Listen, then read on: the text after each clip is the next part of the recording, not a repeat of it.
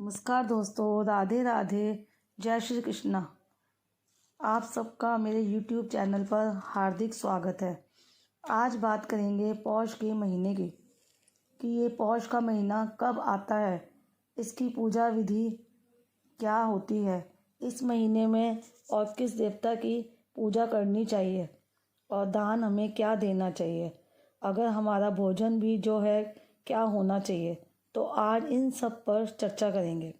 जो हिंदू पंचांग के अनुसार देसी महीने होते हैं, जो भारतीय महीने होते हैं, तो वो नक्षत्र पर आधारित होते हैं और जिस महीने की पूर्णिमा को चंद्रमा जिस नक्षत्र में होता है उसी के नाम पर वो महीना आधारित हो जाता है। तो जो पौष मास की पूर्णिमा को चंद्रमा जो है वो पुष्य नक्षत्र में होगा, तो इसलिए इस महीने का नाम पौष पड़ गया। तो पौष के महीने में ठंड बहुत ज़्यादा पड़ती है, खान पान का भी हमें विशेष ध्यान रखना चाहिए और आगे आपको बताऊंगी कि हमारा खान पान कैसा होना चाहिए। तो पौष के महीने में सबसे पहले पूजा विधि की बात कर लेते हैं।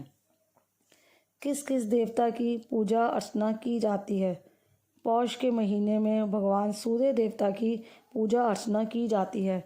जिनका सूर्य कमज़ोर होता है कुंडली में, अगर वो पौष के पूरे महीने में सूर्य भगवान की अर्चना करते हैं, उनका व्रत करते हैं, तो उनका मान सम्मान में वृद्धि होती है। और कुंडली में सूर्य दोष होता है या सूर्य कमज़ोर होता है तो सूर्य की स्थिति भी अच्छी हो जाती है। सूर्य के कमज़ोर होने पर हमारे मान सम्मान में भी कमी आती है और जो तरक्की होती है रुक रही होती है, हमें हर क्षेत्र में उन्नति नहीं मिल पाती है। तो इसका मतलब हमारा सूर्य कमज़ोर है, हमारी पिता से नहीं बनती या किसी बात पर मनमुटाव रहता है उनसे, तो समझ लो कि हमारी कुंडली में सूर्य जो है कमज़ोर है। तो हमें अपने सूर्य को मजबूत करना है। तो उस महीने में भगवान सूर्य देव की पूजा अर्चना और जल देना चाहिए। तो हिंदू पंचांग के अनुसार जो पौष का महीना है हमारा देसी महीना होता है, जिसे 10वां महीना कहा जाता है। यह 10वां महीना होता है पौष का महीना। तो इस महीने में सूर्य देव को जल अर्पित करते हैं तो हम तेजस्वी बन जाते हैं, हमारे अंदर अलग ही ऊर्जा आती है और हम पूरे साल स्वस्थ रहते हैं। चलो जी, यह तो मैंने बताया सूर्य को किस तरह से जल देना चाहिए। तो सूर्य को जल देने की विधि भी मैं आपको बताऊंगी अगली वीडियो में। वैसे तो 20 दिसंबर से जो पौष का महीना शुरू हो रहा है, लेकिन कुछ लोग 19 दिसंबर से यानी आज से भी पौष का महीना में पूजा अर्चना शुरू कर दी है। लेकिन मैं जो पूजा करूंगी वो 20 दिसंबर कल सोमवार से करूंगी। पौष के महीने में सुबह जल्दी उठें, ठाकुर जी की पूजा सेवा अर्चना जो भी आपको करनी है वो करें और ठंडे पानी से स्नान करने से बचें। और इस महीने में तीखा भोजन, तला हुआ भोजन नहीं खाना चाहिए क्योंकि इससे सेहत को नुकसान हो जाता है। पूजा अर्चना के बाद आप भगवान सूर्य देवता को जल देंगे। एक तांबे के लोटे में छोटा सा लें, तांबे का लोटा, ज़्यादा बड़ा भी ना हो, क्योंकि अगर वो छोटा लोटा जल किसी गमले में चला जाएगा, सूर्य को जो भी जल देंगे वो पैरों में नहीं आना चाहिए।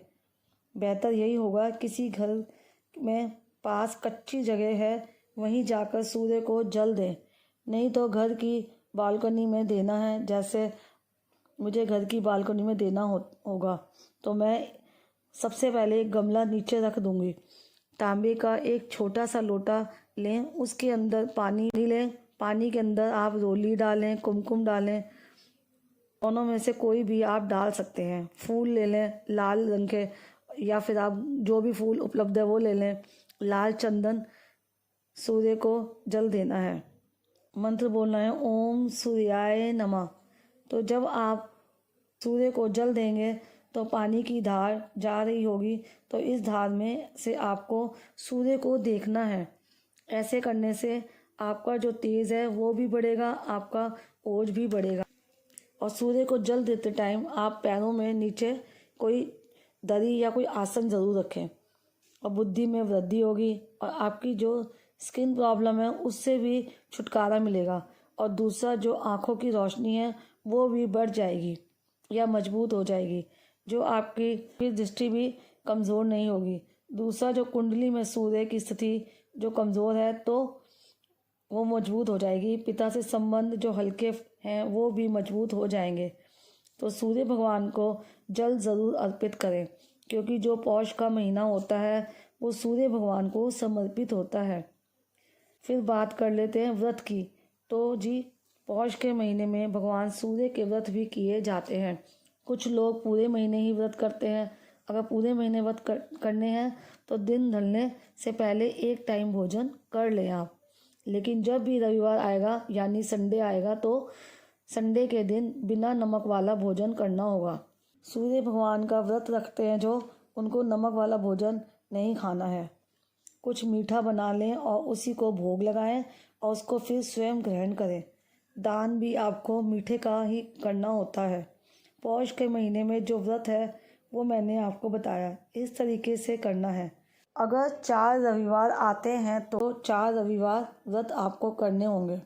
अगर पूरे महीने आपको व्रत करने हैं तो आप एक टाइम भोजन नमक वाला खा सकते हैं, लेकिन संडे के दिन जो भोजन करना होगा वो आपको बिना नमक वाला ही करना होगा।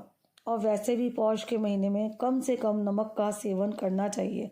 ज़्यादा नमक सेवन करने से हमारा सूर्य कमज़ोर हो जाता है। तो आपने अपने दिनचर्या में जो नमक है कम से कम खाएं। तो बात कर लेते हैं कि दान क्या करना है। पौष के महीने में ठंड ज़्यादा पड़ती है, तो इसलिए आप अन्न का दान दें, उन्हीं कपड़ों का दान ज़रूर दें। आप स्वयं भी लाल कपड़े और पीले कपड़े धारण करते हैं तो कहते हैं भाग्य में वृद्धि होती है। दूसरा, जब भी आप अपने घर में सुबह की पूजा और शाम की पूजा करते हैं तो कपूर का दीपक ज़रूर लगाएं। सुबह की पूजा करने के बाद कपूर ज़रूर जलाएं और शाम की भी जब पूजा होती है, दोनों समय मिल रहे होते हैं गोधूली बेला में, तो उस टाइम आप दीपक ज़रूर जलाएं कपूर का। जब आप संध्या आरती करते हैं इस दौरान भी अपने घर में कपूर जलाएं। कपूर के जलाने से एक तो वहाँ घर से नकारात्मकता जाएगी और एक जो अच्छी खुशबू का माहौल है वो बना रहेगा। तो जी, पौष के महीने में अगर हम पूरे महीने नियमित रूप से सूर्य भगवान की पूजा अर्चना करते हैं तो पूरे साल भर हम स्वस्थ और तेजवान बने रहते हैं। तो ये थी छोटी सी पूजा विधि जो मैंने आप लोगों को बताई। तो पौष का महीना कल से लग जाएगा। जिन लोगों को वीडियो लेट मिलती है, जैसे उसी दिन से सूर्य भगवान को जल देना शुरू कर दें। और वैसे पूरे साल ही सूर्य भगवान को जल अर्पित करना चाहिए। तो पौष के महीने में भगवान को तिल और चावल से बनी हुई खिचड़ी का भोग लगाने से हम पूरे साल तेजस्वी बने रहते हैं और हम ऊर्जावान बने रहते हैं। तो रोज़ थोड़ी सी खिचड़ी बनाएं और तिल का तड़का डालें और ठाकुर जी को भोग लगाएं और इस तरह खिचड़ी का दान भी करें। वो हमारे स्वास्थ्य के लिए अति उत्तम होगा और जिन्हें हम देंगे उनके लिए भी अति उत्तम होगा। तो वैसे तिल की खिचड़ी और साथ में ड्राई फ्रूट की खिचड़ी भी कहते हैं कि पौष के महीने में दान ज़रूर करनी चाहिए और भगवान को बनाकर भी खिलानी चाहिए और स्वयं भी ग्रहण करनी चाहिए।